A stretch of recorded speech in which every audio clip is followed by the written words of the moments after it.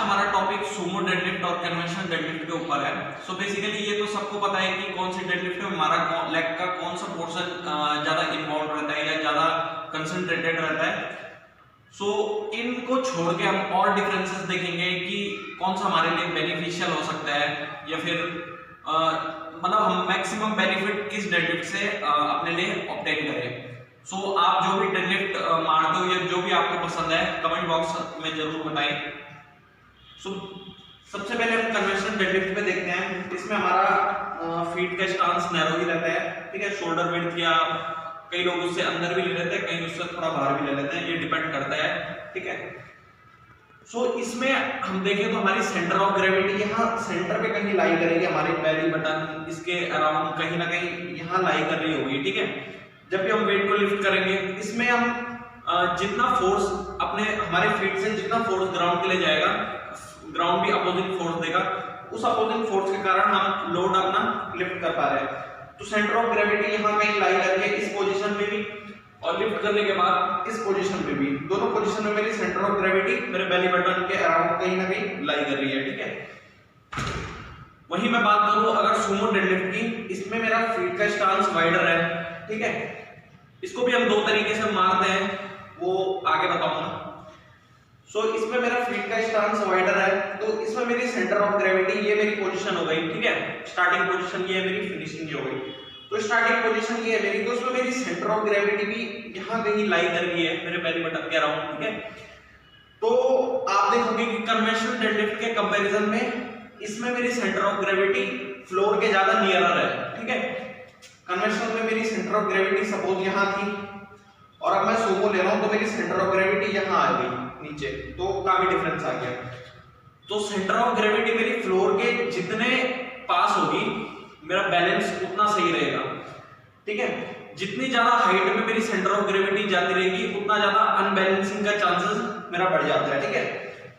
तो जब भी मैं सुमो डेडलिफ्ट ले रहा हूँ, ठीक है, मेरे हाथ अंदर रहेंगे मेरे नी जॉइंट से, ठीक है, बाहर नहीं रहेंगे, अंदर रहेंगे और ये मेरी स्टार्टिंग फिनिशिंग पोजीशन। तो यहाँ पर भी मेरी बेली बटन कह रहा हूँ कहीं ना कहीं मेरा सेंटर ऑफ ग्रेविटी लाई करेगा। सो सुमो डेडलिफ्ट में मेरी सेंटर ऑफ ग्रेविटी ज्यादा डाउन है और बैलेंस्ड होगी मेरी सुमो डेडलिफ्ट। तो इसका मतलब ये नहीं है कि मैं मैक्सिमम लोड सुमो डेडलिफ्ट में लिफ्ट कर पाऊंगा, ऐसे भी हो सकता है मैं कन्वेंशनल में लिफ्ट कर पाऊं।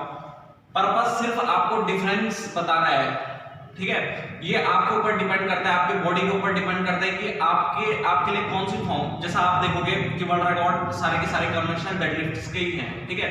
सुमो डेडलिफ्ट में वर्ल्ड का मैक्सिमम जो रिकॉर्ड है जैसे कि एडी हॉल और उसके बाद अभी हाफ्टर का बना था, ठीक है।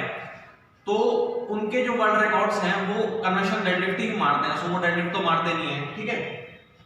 तो इसका मतलब ये आपकी बॉडी और आपके ऊपर डिपेंड करता है कि आप कितना लिफ्ट कर पा रहे हो, ठीक है, या कौन सी फॉर्म आपको सूट करती है। सुमो हो तो आप सुमो पे जाइए, कन्वेंशनल हो या कन्वेंशनल पे, या तो आप दोनों पे जाइए, ठीक है।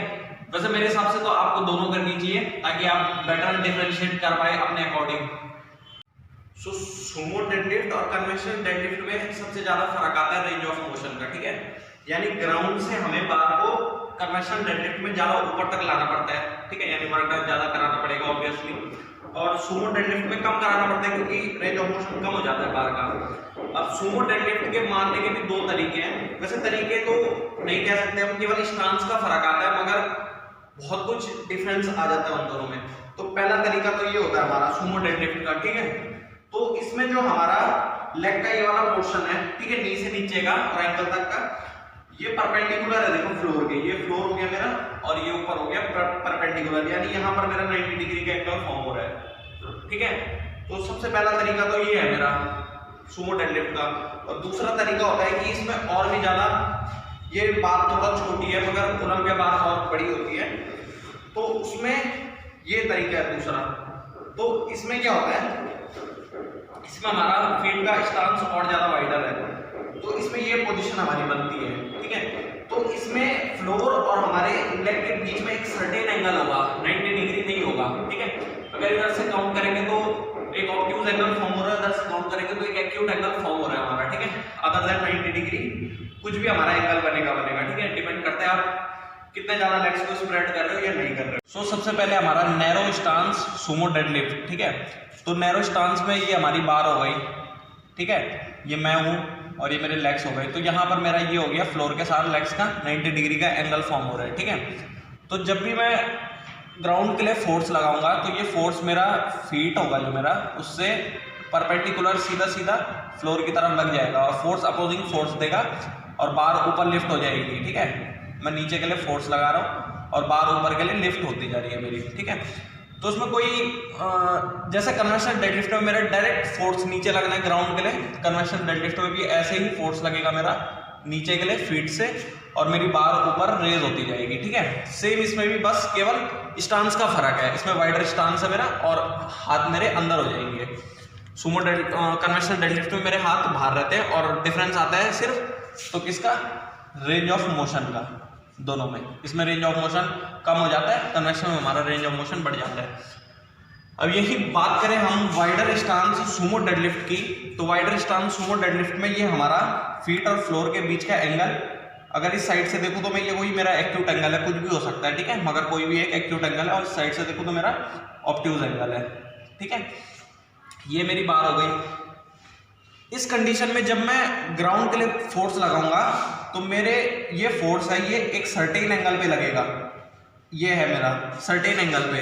अब ये मेरा पैर है तो पैर में हर एक पॉइंट पे मेरा फोर्स लगता जा रहा होगा। मान लो इस पैर को मैं थोड़ा बड़ा दिखाता हूँ, हर एक पॉइंट पे मेरा फोर्स लग रहा है उसी एंगल पे, जिस एंगल पे मेरा पैर था, नी जॉइंट से नीचे और एंगल तक का हिस्सा था, उसी सर्टेन एंगल पे मेरा प्रेशर लगते जा रहा है। तो इस कंडीशन में क्या होता है, मेरा एक वेक्टर यूनिट इस डायरेक्शन में भी काम कर रही है, ठीक है।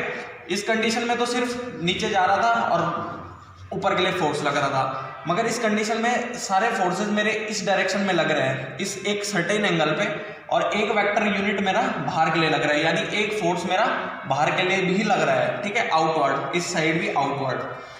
तो इस कंडीशन में क्या हो सकता है, फिसलने के चांसेस ज़्यादा हो सकते हैं। मेरे पैर जैसे ये हैं तो ये खुल सकते हैं और ज़्यादा, जब मैं ग्राउंड के लिए फोर्स लगाऊंगा तो ये मेरे पैर खुलने की चांसेस बढ़ जाते हैं।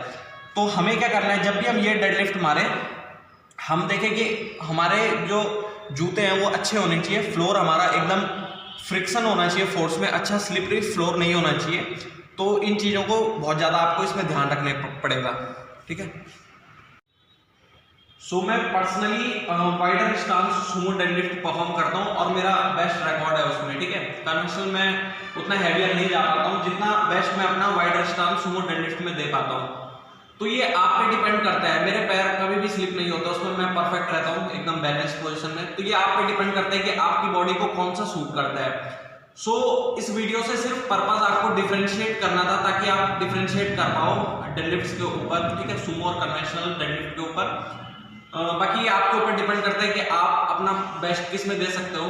कमेंट बॉक्स में जरूर बताइए अपना डेडलिफ्ट मैक्स कितना है और किस फॉर्म में है। सो उम्मीद है आपको वीडियो पसंद आई होगी। नेक्स्ट वीडियो में आपको जल्दी मिलेंगे। Thank you guys.